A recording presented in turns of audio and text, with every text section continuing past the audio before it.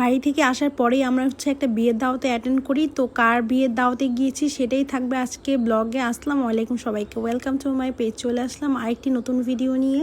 ঈদের ছুটির পরে আমরা হচ্ছে 3 তারিখের দিকে ঢাকায় চলে আসি। মেনলি ইনায়ার বাবার একটা ক্লোজ ছোটো ভাইয়ের বিয়ের দাওয়াত ছিল 4 তারিখে। তো আমরা হচ্ছে সকাল সকাল উঠে রেডি হয়ে ওখানে চলে আসি ভ্যানুতে। তো সাথে হচ্ছে ঋতুজিতু করে নিয়ে আসি। বিয়ের ভ্যানু ছিল মিরপুরে। তো বাড্ডা থেকে মিরপুরে যেতে বেশি একটা সময় লাগেনি, কারণ ঈদের পর হচ্ছে রাস্তা একদমই ফাঁকা ছিল। তো আমাদের খুব অল্প সময়ের মধ্যে আমরা পৌঁছে গিয়েছিলাম। তারপর এখানে যে দেখি যে বরকে হচ্ছে তার ফ্রেন্ডরা মজা করে যেসব গিফট দেয় আর কি, হারপিক, পেঁয়াজ এগুলা দিচ্ছিল আর কি।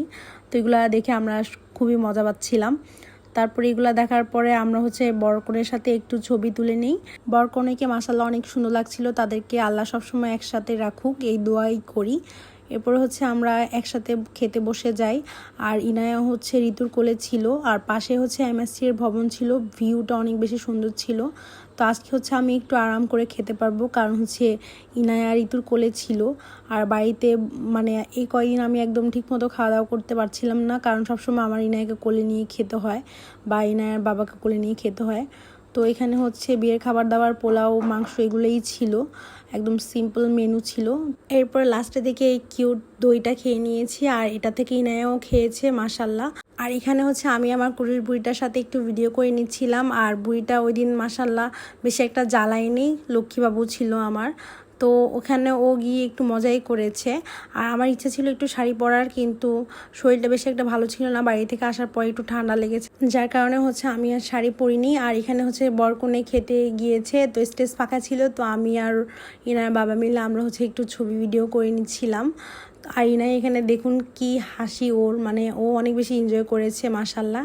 এরপর এখানে ঋতুজিতুকে একটু ছবি তুলে দিয়েছি, আর ওরা দুজন হচ্ছে ম্যাচিং করে রেড পরে গিয়েছে। আর মাশাল্লাহ ওদেরকে অনেক বেশি সুন্দর লাগছিল।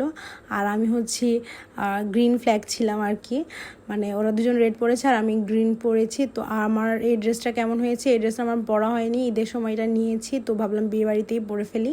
আমাদের 3 বোনকে কেমন লাগছে একসাথে কমেন্ট করে জানাতে পারো। আর পাশেই কনভেনশন হলের পাশেই একদম সিএসডি ছিল। তো ভাবলাম এখানে একটু ঢুমের এসি কি আছে। তো দেখলাম সিএসডি তো সব কিছু একদম অ্যাভেলেবেল, কসমেটিক্স হতে গাছ হতে মানে ঘর সাজানোর জিনিসপত্র, তারপরে গ্রোসারি আইটেম সব কিছুই ছিল। তো আমার ভালোই লেগেছে, এখানে গাছগুলো দেখে খুবই ভালো লাগছিল। তো আমি হচ্ছে এখান থেকে ইনায়ের জন্য ক্লিপ ব্যান্ড এগুলো নিয়ে নিয়েছি। এরপর পাশেই এই লেকটা ছিল, তো ভাবলাম এই লেকে একটু ঘুরে আসি। তো জাস্ট আমরা উবারের জন্য ওয়েট করছিলাম, তো এই জন্য হচ্ছে এখানে এসে একটু